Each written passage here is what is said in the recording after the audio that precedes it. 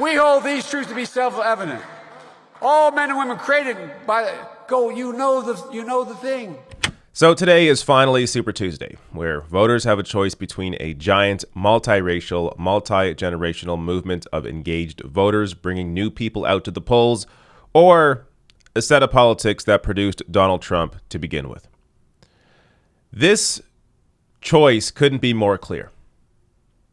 Now, I'm going to show you several videos here. First, let's start with Joe Biden. This video is really eye-opening, especially if you haven't been paying attention to the race so far. So this is who Joe Biden is. We hold these truths to be self-evident. All men and women created by you know the thing. Tomorrow's Superstar Tuesday. All right, Chuck. Thank you very much. All right. It's Chris, but anyway. My name's Joe Biden. I'm a Democratic candidate for the United States Senate. Look me over. If you like what you see, help out. If not, vote for the other guy. I love this place. Look, what's not to like about Vermont? One of the things I'm proudest of is getting control of the Paris Climate Accord. I'm the guy that came back after meeting with Deng Xiaoping and making the case that I believe China would join if we put pressure on them. You had people like you had people like the former chairman and leader of the party in Germany. Go to Joe 30330. Watch what happened when those kids from Parkland came up to see me when I was vice president. They went and some of you covered it. So Biden tells this story, or some version of it, a lot. He says that, he went on this military trip and it was dangerous, but he wanted to go anywhere, and he goes to the Konar province of Afghanistan, and he hears about how this man had climbed down into a ravine to rescue a fallen soldier, and he comes back up and he doesn't want to get this medal because he feels so heartbroken that his fellow comrade has fallen. That's about 3 different really heroic war stories, all kind of pushed together into one anecdote. Joe Biden has made all sorts of statements about his activism in the civil rights movement. Now, in the beginning of his career, he made similar statements that he's making today on the campaign trail, and then he got caught lying. And for a huge chunk of his political career, he stopped telling those lies. This day, 30 years ago, Nelson Mandela walked out of prison and entered into discussions about apartheid. I had the great honor of meeting him. I had the great honor of being arrested with our UN ambassador on the streets of Soweto.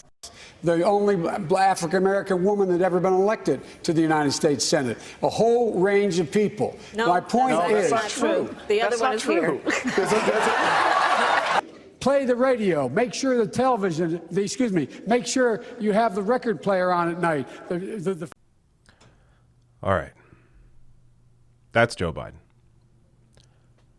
Imagine this man up against Donald Trump. I'm going to show other videos here, but this is the main point. People under 45 are not going to come out for Joe Biden in as big numbers as they will for Bernie Sanders. That is just a fact.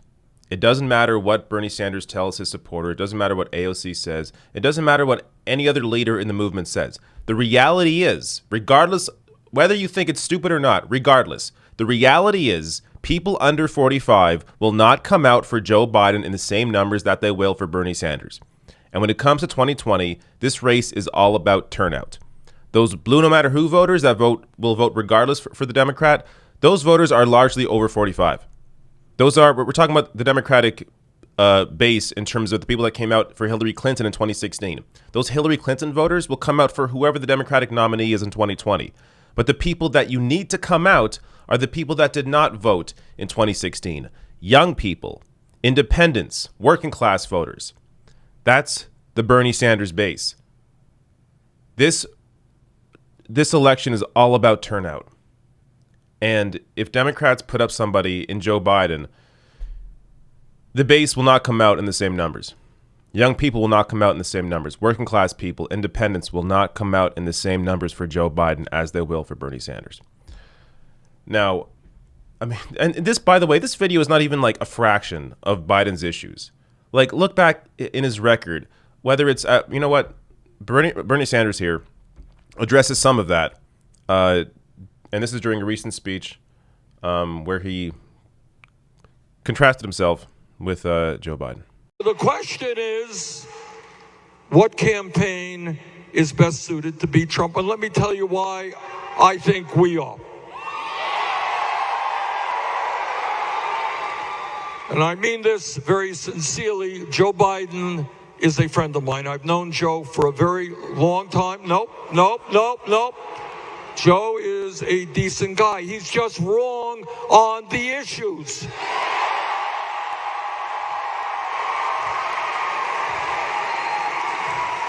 He's just wrong with regard to his vision for the future.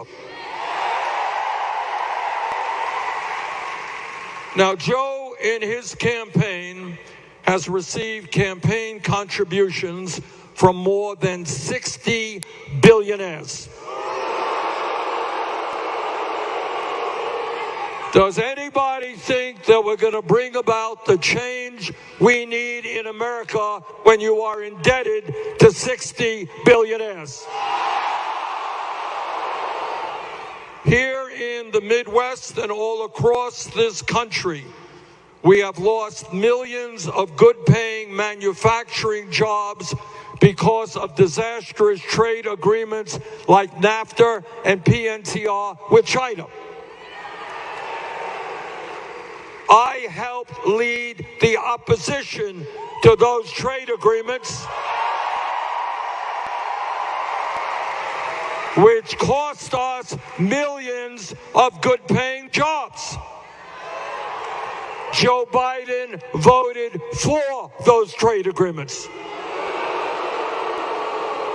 Does anybody think that Joe could go to Michigan or Wisconsin or Indiana or Minnesota and say, vote for me, I voted for those terrible trade agreements? I don't think so. So Bernie Sanders is making the case here, and I think it's the correct case, as this same strategy was used on Hillary Clinton in 2016 by President Trump, that, these disastrous trade deals, Hillary supported them, Joe Biden supported them. The bankruptcy bill that led to student debt, a huge crisis when it comes to student debt, Joe Biden pushed that through. The Iraq War, Joe Biden pushed that through. I mean, you can go down the list. This is, and again, the worry is never that Democrats are going to go and flip and vote for Trump. The worry is that you suppress the Democratic base. Young people not coming out especially. That is a huge worry. Joe Biden's record speaks for itself. It's a horrible record. Why do you think that the politics that led to Donald Trump is the way to defeat Donald Trump? What's going to happen 4 years later? Let's say Joe Biden wins. What happens 4 years later? Like, you really have to think this through. If you care about defeating Trump and actually moving towards a system where you're not going to get another version of Donald Trump in 4 or 8 years, you have to vote for the right candidate here. There's more. So I want to show you, this is recent polling, but every single poll shows the exact same results in terms of who's leading on these issues. So this is a Reuters Ipsos poll that just came out. Who is the best candidate on healthcare? Bernie Sanders, 33%, Biden way down with 14. Environment, Sanders 27, Warren way down with 13, Biden in fourth place here at 10. I mean, and talking about young people, this is a major issue. Again, Biden suppressing the base, suppressing young people. Immigration, Sanders 21, Biden 16. Economy, jobs, Sanders 24, Bloomberg 24, Biden 14. And this also shows you the clear difference between Biden and Bernie Sanders. Contrary to what some in my party might think, Iraq was a problem that had to be dealt with. Weapons of mass destruction. Weapons of mass destruction. Weapons of mass destruction. Weapons of mass destruction. We thought he had weapons of mass destruction. It turns out he didn't, but I never believed what Cheney and Bush said about Iraq. I'm an Iraq veteran. I shipped to Iraq exactly 6 days after the war started. As a veteran, I didn't see a lot of Trump children or other rich kids in the military. The military is all people from middle class and lower middle class backgrounds. Those are the people that go to fight the wars. I remember all the ginning up towards the war in Iraq, and I see the same thing now. Soleimani was plotting imminent and sinister attacks on American diplomats and military personnel. We have every expectation that people not only in Iraq but in Iran will view the American action last night as giving them freedom. Well, I support Bernie Sanders because he doesn't take money from the defense contractors. He hasn't been meeting with people to start the wars, he's been meeting with people to fight the wars. Bernie Sanders meets with working class families who have had family members who have fought in Iraq. They show him what it's like when you come back from a war. If you don't meet with those people, you don't understand that kind of hardship. Bernie Sanders is somebody who understands that these people don't want their children to go off and fight in foreign wars. I know that it is rarely the children of the billionaire class who face the agony of reckless foreign policy. It is the children of working families. I met with the mothers of the young men who lost their lives in that war. War is a horror. And it's time politicians understood that we have got to do everything humanly possible to avoid war. The Iraq War cost us roughly $2 trillion. It cost us the lives of 4,500 soldiers and 500,000 Iraqi citizens. Donald Trump has fundamentally broken his two most important promises to the middle class. He promised to help the middle class with jobs, and he promised to keep us out of foreign wars. In his time in office so far, he has cut taxes for the rich and put us on a path to war with one of the most powerful countries in the Middle East. We need steady leadership that's going to repair our international relations. Bernie Sanders has always had the same view. When he gets into office, he's not going to all of a sudden change and decide, oh, I like wars all of a sudden. We know where he stands on wars because he stood the same way he's always stood on the wars. A preemptive war against Iraq would be a terrible mistake. That is the definition of steady leadership. So, another clear difference here on this issue between Bernie Sanders and Joe Biden. Now, you may think, oh, but doesn't Donald Trump have the support of the military behind him? No, actually, somebody else has more support than Trump does.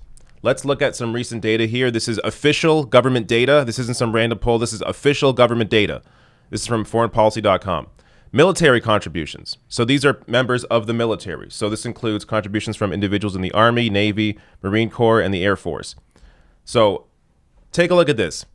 Bernie Sanders has more than 5 times the support that Joe Biden does. So Bernie Sanders has more than double the support of Donald Trump, more than 5 times the support of Joe Biden from people in the military. Again, when we're talking electability, when we're talking about the ability to reach people, a lot of people as well that don't normally vote, a lot of working class families, military families. The support is clear. Who they support here is obvious. Yet the media is going to tell you something different, or tell you that, nobody has any hope with military families on the Democratic side, when in fact Bernie Sanders clearly does. One last video here. This is a little more uplifting, so ending on a high note here. This was posted by the Bernie Sanders campaign, and as Nina says here, with these hands, we will pass Medicare for all, cancel all student debt, make public college free, hold corporations accountable, smash our racist criminal justice system, decriminalize marijuana, transform the Democratic Party, and elect Bernie Sanders. Check out this video. With these hands, we will rise. With these hands, we will transform this country. With these hands, we will have Medicare for all. With these hands, we will have college for all. With these hands, we will have criminal justice reform. With these hands, we will strike down the vestiges of racism and discrimination and homophobia and xenophobia. With these hands, be we black or brown or red or white or yellow or the swirl in between.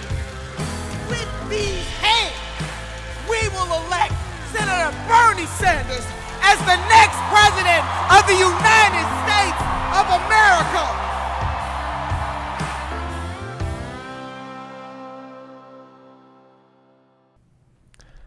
That's the energy that is needed to defeat Donald Trump.